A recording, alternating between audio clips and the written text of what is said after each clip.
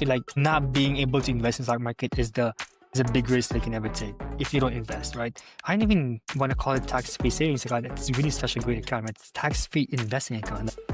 Man, it's such a great account that the Canadian government had made. Like, it's one of the best accounts out there. If you move from one province to another, you have to have a job lineup if you plan to buy a house in like a year or two. The good side of moving from Ontario to Alberta, I'd say taxes are slightly cheaper here because I think there's no PST or something. There's no provincial sales tax. That's right. Yeah. So the gas is cheaper, which we love because we do a lot of long drives. We love going to Banff and Jasper. So whenever we fill up, it's not as expensive as Ontario. Although I heard that utilities are slightly more expensive just because they're all like privatized. Hello, everyone, and welcome back to Momentum Finance channel. In this episode, I'm super pumped and excited to be welcoming another great Blossom member, John.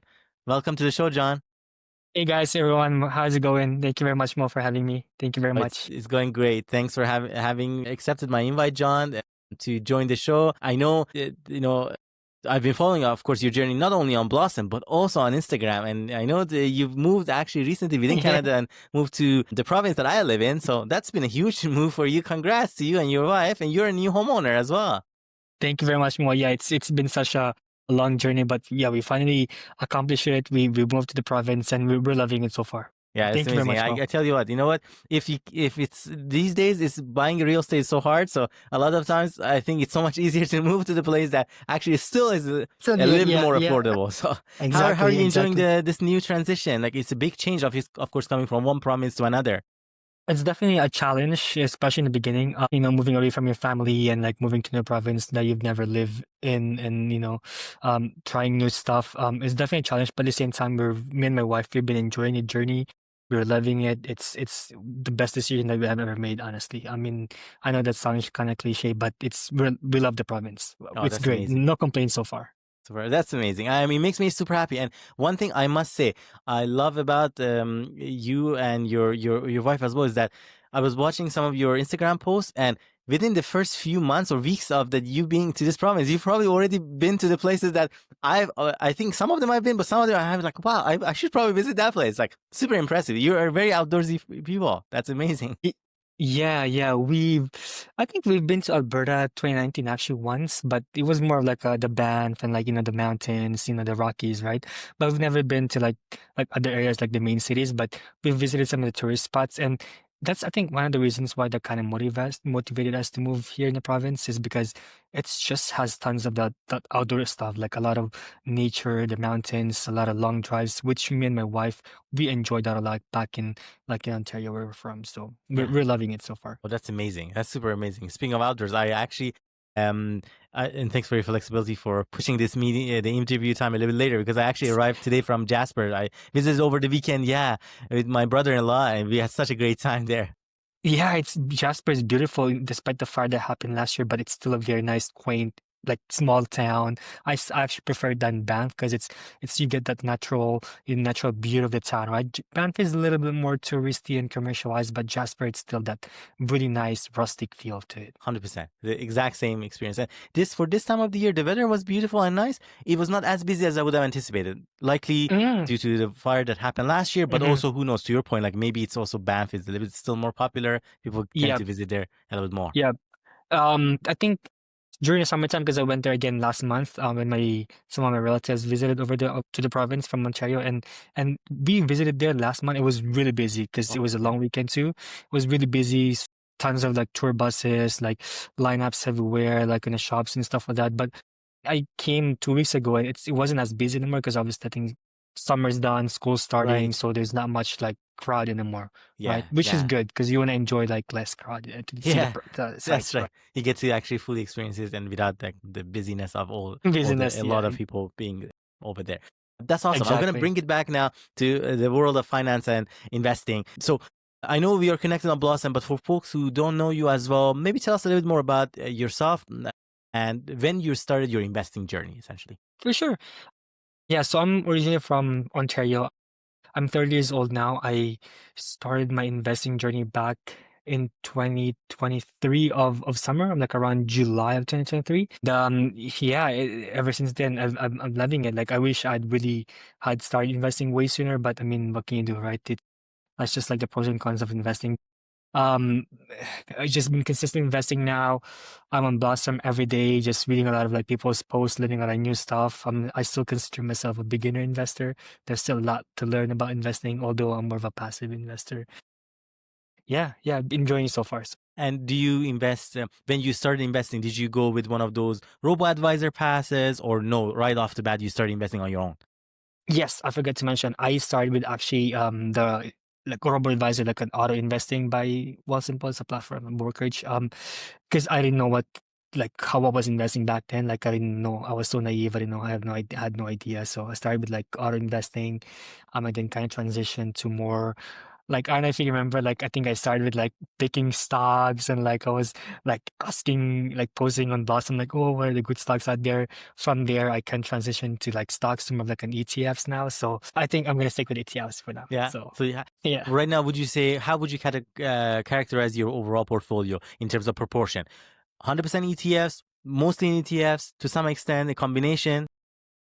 I would say it's right as of now, it's 100% ETFs, Okay, which that's a is huge transition then. Yeah. yes, yes. I used to, so I went from robo investing to like owning maybe like 12, 15 stocks, individual stocks, ETFs. So like to down to three ETFs. So Yeah. So what it's a huge made change. make that switch, particularly from the stocks to ETFs? There must have been a reason behind that triggered that transition. I've watched a lot of YouTube videos. I've followed you guys, a lot of investors in Instagram and Blossom, and I did learn a lot of stuff from you guys that if you're a beginner investor like me, if you're just starting out and you're in your early 20s, early 30s, and you don't need to, if your focus is really like long-term growth and you have a lot of long-term horizon in your life, then I feel like you don't really need to pick stocks individually. And it's great that, nowadays, I think back 20, 30 years ago, there's no ETFs like you pick like mutual fund, like you pick a stock, but now it's so good because we have ETFs now. We don't have to worry about like picking stocks, right? So but it's more like diversified funds. You don't have to worry about like one company like going down, and you know what I mean. It's not gonna affect your portfolio as much as the ETF. So that's like the main kind of like thing for me why I chose ETFs, mainly ETF. And if you think about those ETFs that you have in your portfolio, roughly how many positions do you have? And do you mind sharing maybe the top three of them and what made you choose those as your Well, top holdings? I only actually have three ETFs. Oh, there we go. You make my Yeah, I job super have. easy. That was a trick Yeah, question. super easy. Yeah, just three ETFs. I know a lot of people. I mean, I know yourself. I follow you a lot, and I watch a lot of your YouTube videos and your Instagram. I know you only have one, but I own three ETFs. So my 50% of that portfolio is BFB, which is obviously the S&P 500, top 500 companies in the US. I'm leaning towards more of the QQC now. So like maybe I'll do 25% or 30% of QQC, which is the Nasdaq Tech ETF, and then maybe 20% on the XEQT, which the one that you own. VFV, I mean, it's the, what do you call this? What's the word I'm looking for? It's the basis of the stock market. That's what the stock market is. Like, the top 500 companies. It's what drives the stock market, right? So it's a staple. Like I own it. A lot of people own it. You can't go wrong with this the S&P 500, right? Now, TQC, I know a lot of people, oh, it's kind of risky, it's tech ETFs, but I think that's where kind of like where I put my risk into like an ETF. I know a lot of people are into like crypto and stuff. For me, that's still way too risky. So now I like to put my risk on that ETF. I know it's a very volatile ETF, but I like it. I like it. It really, you could really see some growth, but at the same time, some downswitch. I'm totally fine with it. I know the risk that's associated with that ETF. Interesting enough that you mentioned, John. So you're right with the Nasdaq, because it has more of a concentrated focus on a number of stocks. Like in this case, we're talking about roughly that 100 Nasdaq 100. Because of Hmm. that, naturally, the swings are going to be more than, let's More, say, yes. S&P 500, or let's say executive, which is a lot more A lot um, more um, diversified, yeah. diversified, 100%. And what made you then switch to executive? Was it always in there in the beginning of the time, or did you gradually start adding in some of that all in one to transition it and balance it more? I've always had XEQT. Um, I feel like I have executed just because I also want to have a bit of everything, which is what the fund is. I want to own a little bit of like an international exposure, but still really focusing on the US stock market because I don't have any of the international, I mean, ETFs out there, right? So, but mainly I like to focus because I still have a lot of time horizon. I can really aggressively focus a lot more on my S&P and my tech ETF. At some point, maybe like 10, 15 years from now, I'll try to rebalance those two ETFs. Maybe I'll do 25% of XAQT and then 25% of QQC. Yeah, but for now, I like the tech market. I have full trust on the tech, the US economy. I have AI especially. I think AI is the future. So that's where my kind of like my mindset is right. Interesting. And then, John, as you pointed out, so for me, it's actually funny enough. I think we are having exact number of holdings in the sense that I actually have three too. So even though a lot of folks do know me as one holding, but Yeah. the reason is that XCKD is almost 91 to 92% of my portfolio, but the remaining 8% is in two other funds. I could definitely go without them, but at the time I made the decision that within my RSP, I wanted to try to, as much as possible, minimize the withholding taxes and whatnot on the dividends for the US companies. So I ended up with having VT and VTI, but those are a lot smaller. That's why a lot of folks speaking think that I have one fund, which is for the most part true.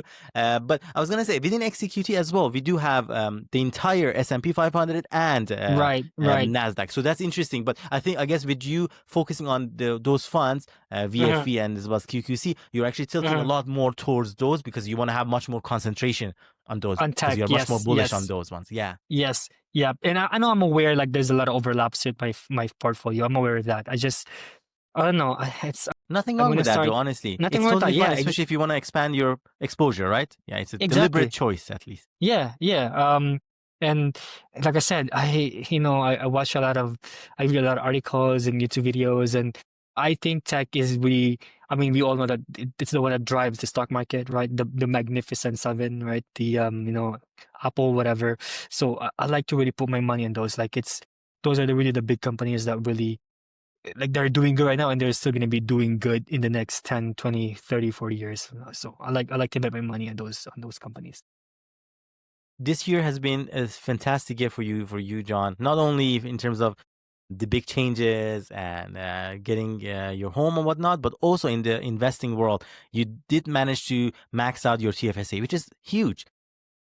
Taking advantage of those tax-free savings account here in Canada and tax advantage accounts is really an opportunity that we have here, and good for you for being able to do that. What has been your approach to making sure that TFSA account essentially is a top priority for you early on in the year? Because I believe you did it within a short few days in the beginning of the year this year. I guess it's really comes down to the basic of like, financial literacy, like budgeting, like spending less of what you make, right? Prioritizing that account, not putting any of your money to like a savings account or checking account, just really putting everything on your TFSA, and then investing it with ETFs. I think that's pretty much it. I can think of.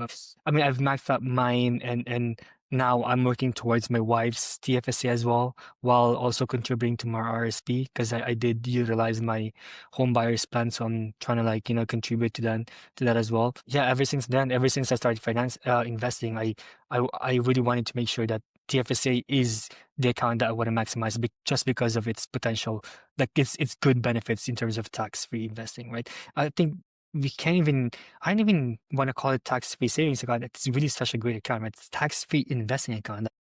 Man, it's such a great account that the Canadian government had made. Like, it's one of the best accounts out there. Yeah, 100% agree with you. I really hope that more and more Canadians actually take advantage of that because it's just, can you imagine, especially with the power of over time and the power of compounding, it can Compounding, really, yeah. to your point, if you saved and invested properly over Yeah. time, it's just going to become it's a much larger powerhouse. I know on Blossom, particularly these days, there are interest in a variety of different products, including dividend stocks, dividend paying ETFs, and more recently, definitely covered calls and covered call ETFs and whatnot. Have you been exposed to those? Have you heard about those? What made you not, at least for now, pursue those? Was it a deliberate decision, or was it like you try to tune out the noise and really not get derailed by so many different options that are thrown at us as investors in this market? I think I started dabbling with that too. Like covered call ETFs when I started investing with stocks. After I did robo investing, I did a little bit of that too.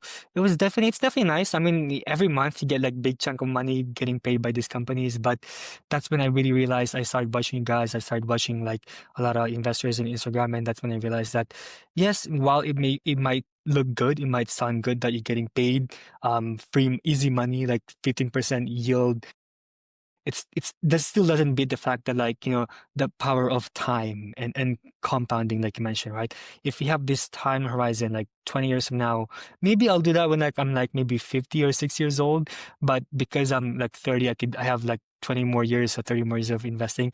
Like it still doesn't beat the fact that like that money could just really easily grow if you invest in more of like a like obviously blue chip ETFs and like really like bullish companies that will make your money grow big time, right? So that's when I How do you realized that balance, like John, between saving and investing while also managing the day-to-day expenses? Obviously, like, a lot of folks may struggle at times, like, with soaring prices and whatnot. of It's course a struggle at inflation, times. right? Yeah, it's tough. We all like we work a lot, like me and my wife. Back when I was in Ontario, I used to work like 6, 7 days while I was living with my parents, and that's why I was able to save up a little bit. I mean, I was paying rent as well, but that's when I was really working 6 days, 7 days sometimes, right? Saving up. I mean, the only time that we go out with my wife or like my fiance at the time was when we just go out to eat like once every few months, right? I think that's the reason why I was able to save for a down payment for a house and like really maxed out my TFSA is really saving up. Like, don't spend any unnecessary stuff. And I mean, I'm not saying that you can't go out and like go travel for a little bit, but you know what I'm saying, like things that you don't really need, gadgets, it's whatever gadgets, electronics that you need that we buy on a daily basis. But yeah, budgeting and just really being disciplined, really just being disciplined. Like if you know how much money comes in, you should know how much money goes out to, like how much you spend. To your point, there's no magic bullet. At the end of the day, No, goes back to those simple but fundamental principles. Making sure you exactly. spend less than what you earn, Hmm. budget so that you know exactly how is your money being used, right? Where is it Yes, coming? Where is it exactly. going? Have you been able to use kind of different strategies, John, with you and your wife, like in terms of trying to minimize your costs in different ways? And if you have some examples, that we would love to hear. I think one of the reasons why I was able to afford a house, like for me personally, is that and again, I wish I had done this way sooner, but I wish I meant to say, one of the reasons why I was able to save for a down payment is we didn't own any, like, we didn't finance cars, like, we didn't buy unnecessary stuff that we didn't need. We didn't, like, when I buy my car, I buy cash, like I buy used like probably 8 years old car and I drive it like until it breaks. I maintain it. I don't finance a car, I don't lease a car because I think having too much debt that's the one that can really slow down your like how much you save over time, right? With the interest rate and I think That's that's a big only one. yeah, that's one glaring reason why I was able to afford houses. When we did a pre-approval, we didn't have any major debt besides my wife. Like maybe she had like 5,000 student loan, which she's almost done paying. But me personally, I didn't have any debt. I finished paying my student loan. I didn't have any financing card. I didn't have leasing cards. I didn't have any like line of credit. I didn't have any other debt, and that's one of the main reasons why I was able to save up fast and fast enough that I was able to buy a house. So That's huge. I know. Besides home, cars can be one of those major costs, like especially for folks. I can imagine folks that tend to switch their cars every few years, yeah, yeah, buy a new car, especially buy a new car on lease or on loan. Those are the ones that I loan, would say yeah, particularly, like, yeah. is gonna impact your finances. We're talking about like Yeah, multi tens 100%. of hundreds of dollars. Sorry. They don't realize that this is, again, I learned it the hard way. I mean, obviously, like when you're young, you don't know anything. Like you're pretty, dumb. Like I was like that too. Like I was spending a lot of things in my car, which I eventually realized that car is not really an investment. It's more of like a liability, right? It's a depreciating asset, right? And a lot of people out there, like they make 50 grand, 40 grand, and they financing this like $50,000 SUV. I'm like, 5 years from now, like the moment you drive it off the lot, it loses its Yeah, value, and now you're literally. stuck Yeah, with like 7 year yeah. interest rate, and like you know what I mean? And how are you gonna be able to save up if you just keep paying $700 a month for like a finance car that's gonna lose half of its value in like 5 years, right? So really just budgeting, minimizing your expenses and your income. I think your income is a powerful tool. Like it's, I mean, if obviously if you can increase your income more, if you make more money, that's even easier. But your income is the main thing, right? So that's pretty much for me. Yeah. John, have there been books, podcasts, or resources that maybe along the way helped you educate yourself more, get inspired, get encouraged to actually pursue finances and looking into money more seriously? I'm glad that you mentioned that, Mo, because I think when I started investing 3 years ago, there's this YouTuber.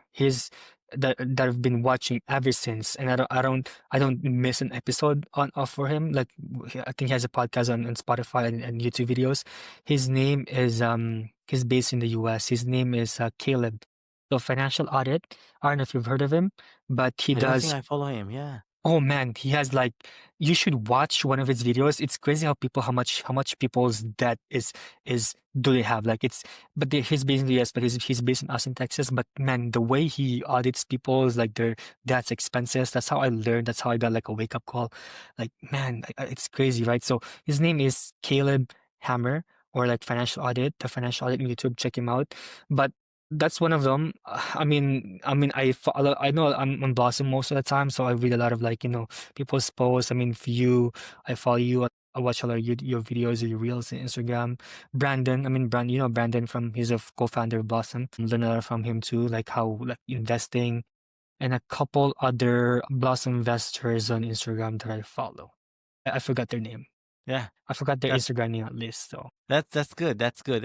It's good that you kind of essentially expose yourself to different resources, different viewpoints. I definitely need to Uh-huh. check out the Caleb Hammer you pointed out, financial audit, because one of the topics of podcasts or resources that I love is whereby there are those almost like a case studies, whereby somebody you're learning about closely someone's journey and story, how their story has evolved, and then it allows you as a viewer, as a listener, to internalize it. Oh yeah, Right, what right. what could have gone differently? What decisions they made? Yeah, I love that. Definitely, I'm gonna check it Yeah. out.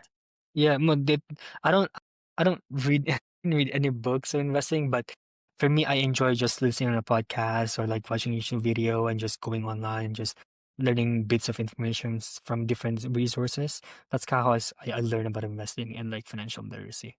John, for folks that may be in the same boat as you are, let's say they are considering, they're young, they're considering to start a family, and maybe they're at that point in life where, right, like, maybe there's an option of potentially making it move from one city to another, from one province to another, and it could be wherever. We're not mentioning exactly which province to which province, but what were some of the key consideration that you had to have ahead of time to make sure you're ready with making that decision?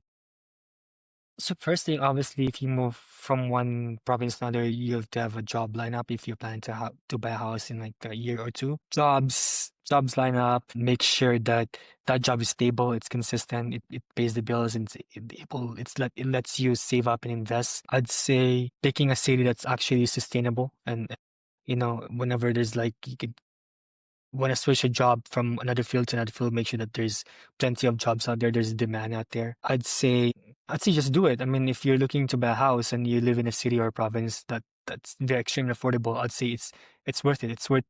It's worth to like explore out there what's out there in terms of real estate market, right?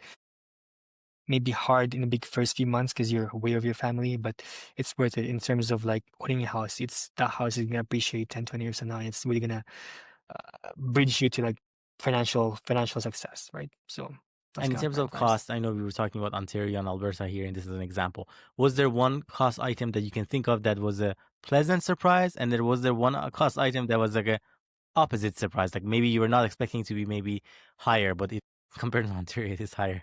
Can you think of something?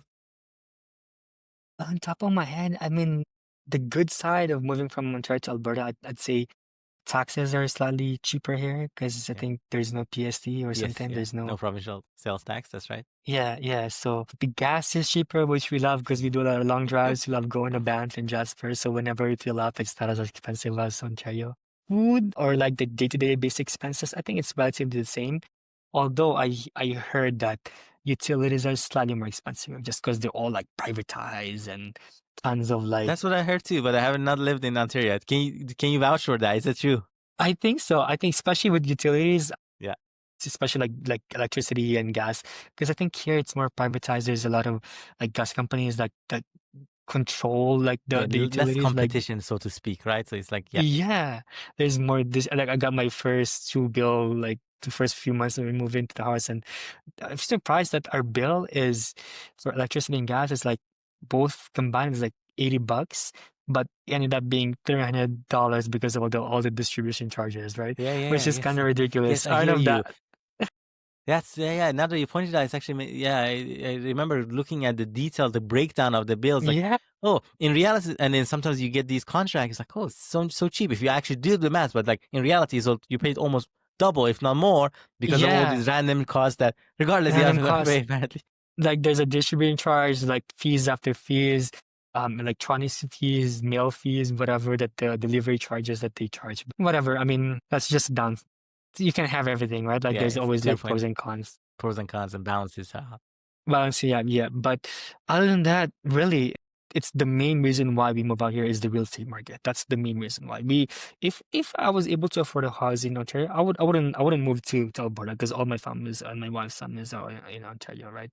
But that was really the main reason why we had a big decision to leave our family and leave our close friends, leave our jobs there that we've been for like years and move to Alberta and really buy a house because that's our always main goal before we start having family and start having kids is just Did to you own a consider house any first. other province as well, before, like other than Alberta?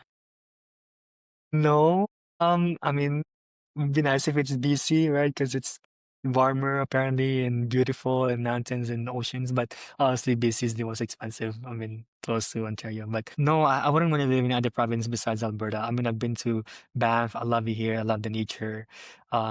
Saskatchewan, I wouldn't want to move there because it's too flat. There's nothing to see. Just a lot of plain flat lands, right?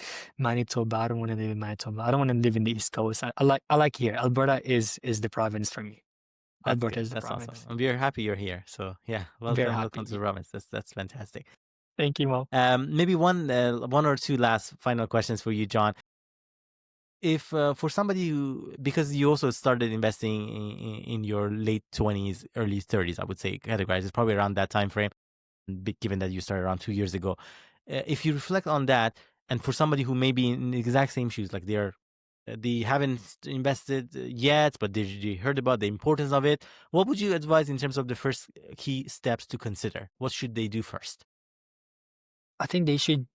I think the first thing that they should do is change their mindset, right? I used to be like that. I used to be because I think whenever I open the idea of investing to anyone, at least to the people that I know, like my group of friends or circle of friends, they think that's a scam. It's like this kind of like pyramid scheme that like, oh, you're gonna lose money eventually. But if you just have the idea of being open mind and like, explore what's out there, you won't regret it. Like that's we're gonna start rolling, right? Be open minded, start little. It doesn't have to be like big right away. It doesn't have to be like a couple thousands right away. Even if it's just like $20, $50 a week, start with that, right? Small steps, small habits that can lead up to like, eventually get you like, compounding and just consistency. Like whether that goes back to like if the stock market is down, bullish, bearish, if it's not doing good, just keep investing, right? There's always be like better days ahead, right? And I think investing is there's always risk to it. I feel like not being able to invest in stock market is a big risk they can ever take if you don't invest, right? There's always risk to it. Whether it's like you're doing crypto, whether you're doing stocks, covered call ETFs. I feel like investing, as long as you're just doing it, you're consistent to it, I think you're in the right track. Keeping it simple, to your point, baby steps are important. Don't being afraid of starting, because at some point you have to start educating yourself, Hmm. consistency and discipline as well to sustain you. Because if you're not consistent, if you don't have that discipline, and if you're not well educated about the topic, the first side of any market correction, you might start panicking and you might think that, oh, stock market is not for me or stock market is a scam. Yeah. Do your research. It's not actually the case. Like if you're in there for a longer period, time horizon, stock markets Mhm. can be one of the greatest ways actually to generate wealth for you and Wealth. Yeah. for your family. For Definitely. sure, for sure. That's yeah, you definitely forget to mention that. Do your research, and if it works for you, stick with that. And again, be disciplined, be consistent. That's my main thing. And like, be patient. Like, just let time do its thing. Yeah, 100%. One final question, and in fact, this is the question my wife. I was asking her, hey, do you think there is a question I should probably be asking on these type of podcasts? She said, you know what? I haven't seen you actually asking it, so you should ask. And this is her question: is if you had a chance to a person who's alive or dead, and you could meet with them for coffee, whether it's in the world of finances and investing or in the world of personal development, whatever, that you are inspired by that person and you would love to get to know them and actually spend that time with them, who would that be? I'm really curious. And like the sky's the limit. It could be anybody. So feel free Yeah, and tell yeah. us why. That's a pretty broad question. It's my wife's question. Don't blame me. Okay, okay. If this could it be a celebrity or Yeah, it could like be anything? anybody, and it's a fun question. It doesn't have to be honestly in the field of finance either. And I'm interested also why. I would say one of the founders of any of the tech companies, maybe like Steve Jobs or something. It's just how he started with such a small company and turned into like a big companies today. How was he able to do that? Like, what does he have to do that? Like, what does it take to really start like a company, and how his company has influenced what we have today? Technology, iPhones, Apple. I think he's also a great investor himself. I think he's also invested pretty like even heavily when he was still alive. I think in stocks and ETFs. So I think I'd say it's Steve Jobs or any of the athletes that I follow. Maybe Kobe Bryant or something. But Oh Steve yeah, Jobs for sure. Yeah, Steve yeah. Jobs for sure. And honestly, John, your point made me think as if like when talking to folks that have made it, have been successful, allows us also to have a perspective into um, how they've accomplished their successes, but also maybe some of the struggles that they've had gone through and how they overcome that. On surface, it might sometimes seem like it as if like yeah, they've been super successful. It's been an easy path, but in reality, as we know, like a lot of times, even for those successful entrepreneurs, successful athletes, they go through a lot of challenges to get to the point they are. And knowing Of about course, what they've accomplished and what have been their success stories is really, really inspirational. Which is why it exactly why I is. wanted to talk to you as well, John. Like you've had definitely you and your wife have had a lot of success in such a at such a young age and made some bold decisions, and I'm super happy that it's working out for you. So thank you so much, John, for accepting my invite, coming on the show. I know we've connected earlier through YouTube and Blossom, and finally get to meet each other here through this chat. Well, Mo, I've always wanted to personally thank you as well. I mean, I really consider you as like my, let's say mentor, but yeah, like you're that guy that really like, answers my questions. And I truly appreciate you Appreciate it. for all the stuff that you've been answering my questions ever since I started investing. You really kind of like really guided me to like just where I am today. Um, I know we haven't met yet, but hopefully in the future maybe we could meet up in person or something. But thank you for having me, and thank you for all the tips and bits of information that you've shared over the years to me as an investor. Have a good Thank you, rest of Mo. the day, John. Appreciate you Yeah. as well. Thank you very much, Mo. Have a good one.